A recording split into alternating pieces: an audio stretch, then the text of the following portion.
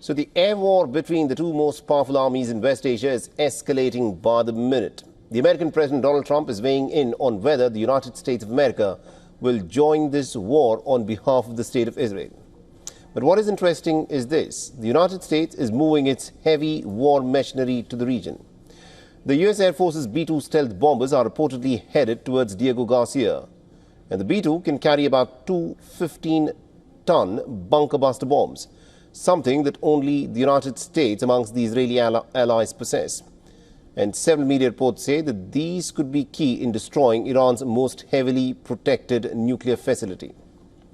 Now, these stealth bombers could be used by the United States of America if it decides to join the war against Iran.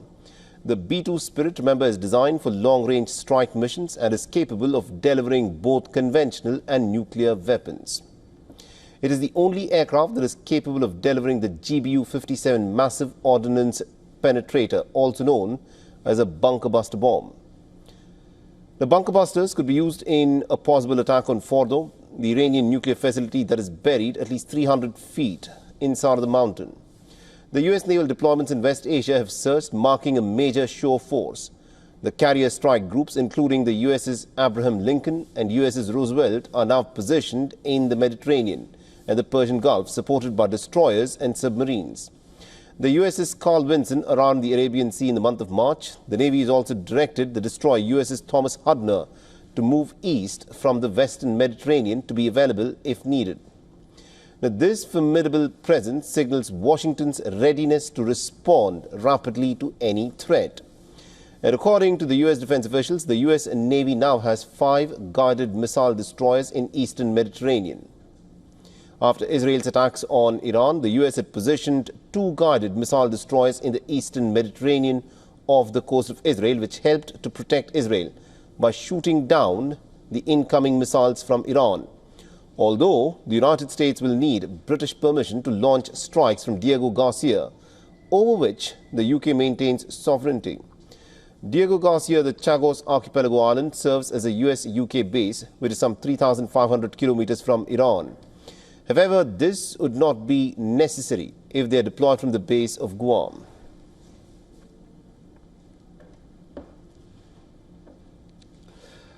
All right, now joining us in the broadcast, we have got Professor James Russell, who's an associate professor in the Department of National Security Affairs at NPS, where he teaches courses on U.S. foreign policy, military innovation and national security strategies. Joining us live from Washington, D.C. Professor Russell, thank you very much indeed, sir, for joining us here on WION. And let me in fact start off by asking you this. You know, the fact that the B-2 bombers have been moved from the Missouri Air Base to Guam in a very highly publicized manner. And the speculation is doing the rounds that they could, of course, be used in a possible strike on Iran. In your assessment, you know, before a strike is carried out, is the movement of these kind of carriers so highly publicized? Well, typically in situations like this, you have the movement of units which are intended as quote-unquote signaling mechanisms, by which that's international relations speak for the idea of conveying intent. So the idea behind the deployment, of course, is to convey intent not just to the Iranians, but also to the Israelis. So I think the drama that's going on here, which is behind the scenes completely in the United States, because in the United States, we don't get to have a debate about this kind of thing. It's the pressure being brought to bear on President Trump by the Israelis and the Israeli lobby. The real question is going to be here is whether Trump is going to stand up to the Israelis and stand up to the lobby. I think it's the lobby and the Israeli government which is going to determine whether these strikes go ahead, which is another way of saying whether the United States decides to go to bat for the Israelis, who, I might add, have no discernible theory of victory in this war. They can't force Iran's regime change. They can't force Iran's unconditional surrender. They can't bomb Iran's nuclear program out of existence. It's simply impossible.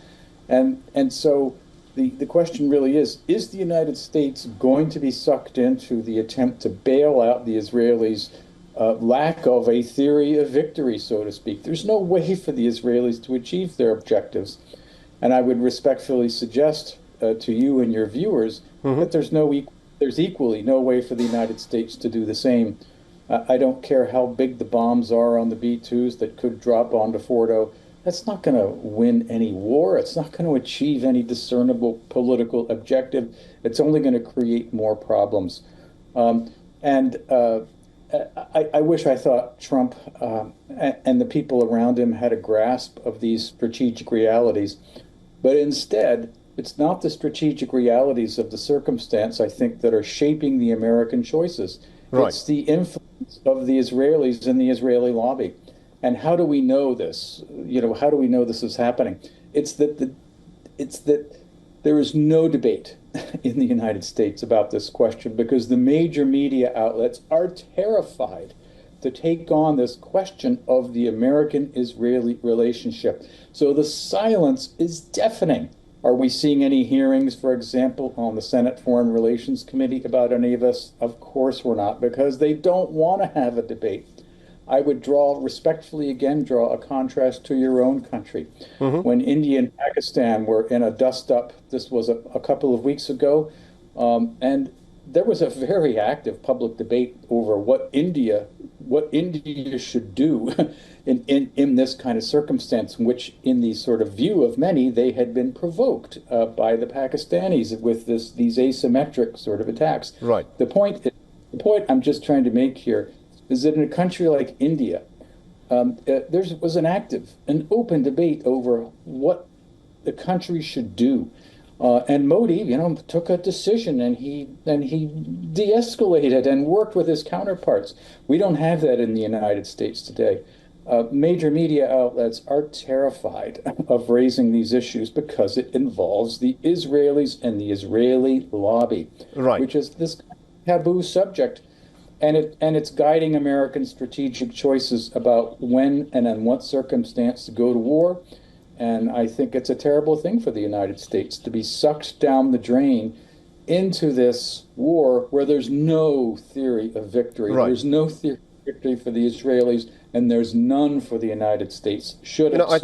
Professor Russell, I think you've made a number of important points here. Just about 4 days back, Donald Trump had put out a post on his social media where he wanted nothing less than an unconditional surrender from the Iranians. And a couple of days later, his tune completely changed because the Israeli pressure on him was to intervene militarily. But then he said that he'll make a decision in about 2 weeks' time. Going from demanding an unconditional surrender to saying that he wants to give negotiations yet another chance and will make a decision in 2 weeks' time. Do you think Donald Trump is being advised by his military advisors that at this moment, looking at what the Iranian ballistic missiles have managed to achieve on cities such as Tel Aviv and Haifa, getting a victory is not going to be a straightforward walk in the park for the Americans? Well, it's clear that the United States cannot impose its military will on the country of Iran short of using nuclear weapons. It's just not possible. What's the United States? What are our options here? Are we going to land the Marines at Bandar Abbas and have them march on Tehran? It's nonsensical. There's no way that the United States can enter into a real, actual war with the Iranians and hope to have any chance of success. The Israelis are in this conundrum right now. There was all this, feel-good assessments about how great the Israelis are doing and how they have control over, Iranian skies in Tehran. Well, I've got news for you. The Iranians are plenty capable, and they're prepared for the long run. And the question is, are the Israelis?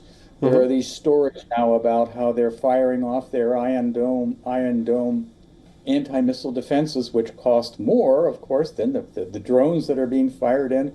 Israel is not winning this war. This is, again, a fiction that's been created somehow in the West. by the Western media about how well the Israelis are doing and how great their equipment is, and we get to see all the gun camera footage on on your television station and others of things blowing up, which everybody thinks, oh wow, isn't this must be great.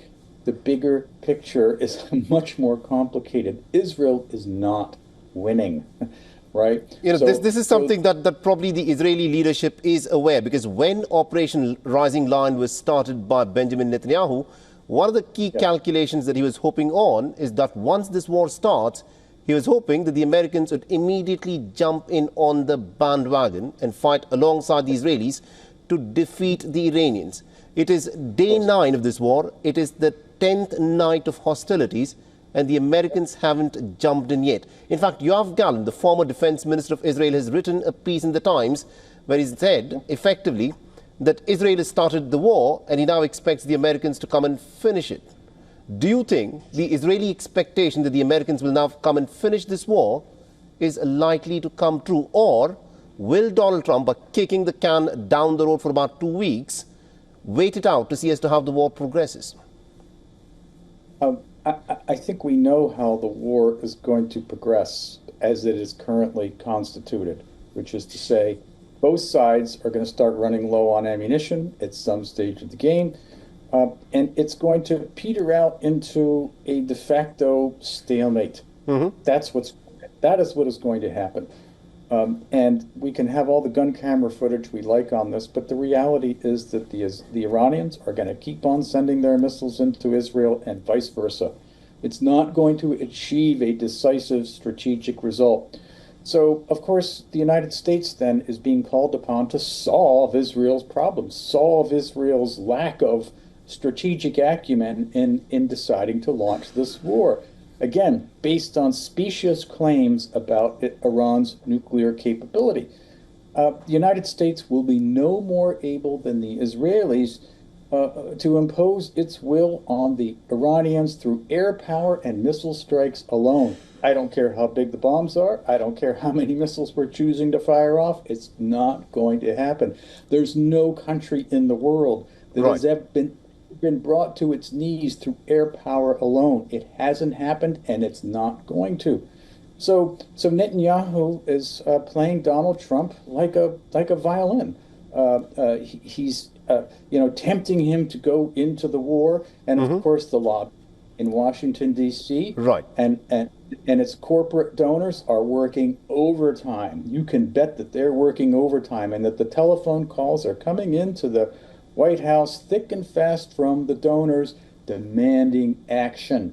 Sheldon Adelson's widow has contributed millions of dollars to the Trump campaign. She was at the inauguration. There were pictures of her there. She's just one of many, right? The lobby has seized control over American foreign policy in the Middle East. This was clearly the case in the Biden administration. Biden had essentially outsourced American foreign policy and strategy to the Israelis.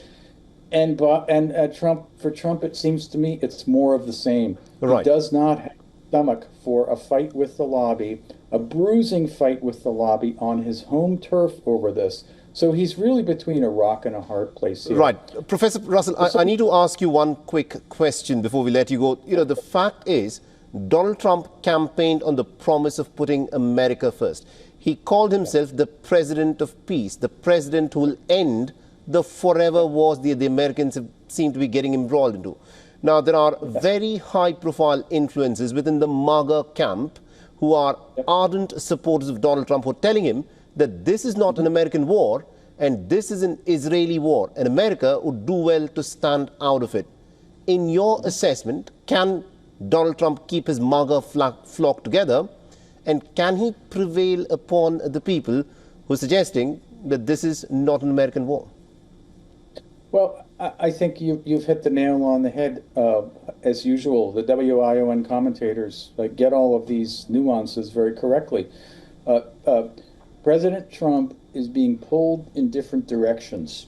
On the one hand, as you correctly comment, his domestic political base liked, and I would agree with his domestic political base on his basic philosophy of withdrawing the United States from these military commitments. great idea. But on the other hand, the real sort of epicenter of American foreign policy over the last sort of quarter-odd century, of which the Republicans sit in the midst of this, are the neoconservatives. Right. And the neoconservatives are all committed to the idea of the United States intervening militarily whenever it wants, wherever it wants, with whatever weapons it can bring to the fight in the attempt to solve localized and regional political disputes. Now, all of these interventions, and I capitalize A in all, have been unmitigated disasters, right? But do you think this has stopped the neoconservatives continuing to make these arguments, of which the lobby is, of course, an important part of this, right? And the answer is no. They continue to make these arguments that, all we do is drop a bomb on Fordo. It's going to solve all our complex strategic and political problems. And it is complete and utter nonsense. I don't know of any other way to describe it. I think you've touched upon several important points. They will have to see as to what decision Donald Trump, of course, makes. He's kicked the can for about 2 weeks now. And we need to see as to what happens in the war in the interim. Thank you very much. Indeed, we're completely out of time, Professor Russell, for joining us with that perspective there. Thank you.